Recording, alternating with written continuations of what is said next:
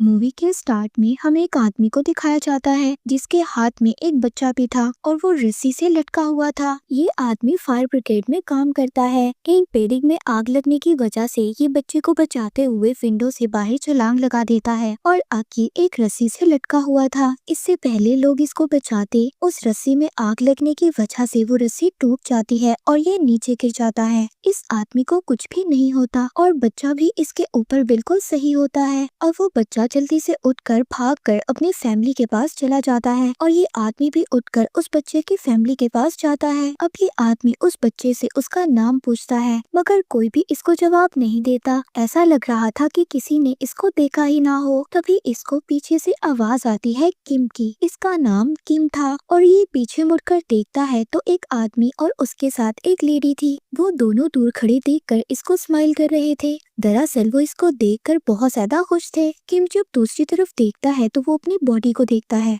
अब किम को समझ आता है कि वो मर चुका है और जिस किम को हम देख रहे हैं ये किम नहीं बल्कि इसकी सोल है। अब वो लेडी और आदमी किम के पास आते हैं। वो लेडी जब किम का कार्ड चेक करती है तो वो किम को बताती है कि तुम एक पैरागॉन हो, तुम्हारी सोल एक पैरागॉन है और ये बहुत कम लोगों में पाई जाती है। दरअसल पैरागॉन का मतलब ये था कि उसकी सोल बहुत ही अच्छी थी और उसने कभी भी कोई गलत काम नहीं किया था। और साथ ही वो किम को ये भी बताती है कि तुम्हें 7 ट्रायल्स में से गुजरना होगा और ये सब तुम्हें 49 डेज के अंदर अंदर कंप्लीट करना होगा। और अगर तुम इन सब ट्रायल्स को पास कर लेते हो तो तुम्हें एक दूसरी बॉडी दी जाएगी, यानी कि तुम इस दुनिया में दोबारा से पैदा हो सकते हो, तुम दोबारा से इस दुनिया में आ सकते हो। ये साथ ही किम को ये भी बताती है कि हम लोग एंजल्स हैं। ये दरअसल 3 एंजल्स होते हैं। 2 एंजल्स दुनिया में आकर इंसानों की सोल को लेकर जाते हैं और इनका एक एंजल जो इनका हेड था वो उस जगह पर जाता है जहाँ पर इंसानों को दफनाया या जलाया जाता है। इस लेडी एंजल का नाम सी था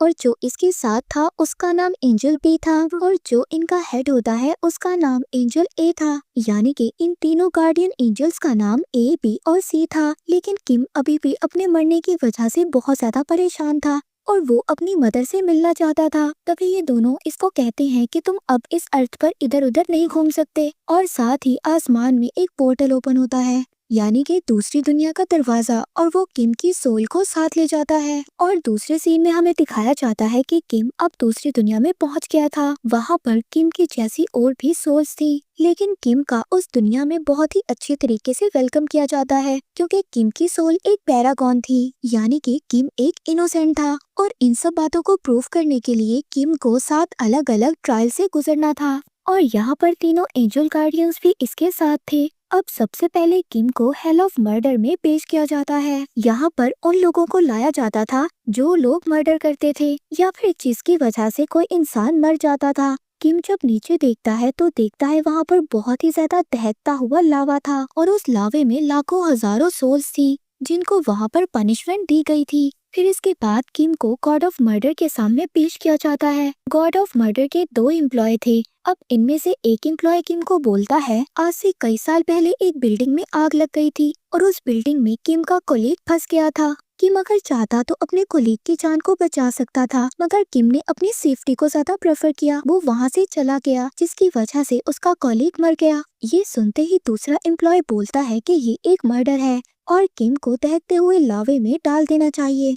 गॉड ऑफ मर्डर अपने एम्प्लॉय को बोलते हैं कि तुम्हें इज्जत से बात करनी चाहिए, ये सोल एक पैरागॉन है। वो एम्प्लॉय कहता है कि किम को ज्यादा से ज्यादा 5 साल की सजा तो देनी चाहिए। तभी वहाँ पर गार्डियन एंजल ए बोलते हैं कि आपको इस बात पर नजर डालनी चाहिए कि उस रात क्या हुआ था।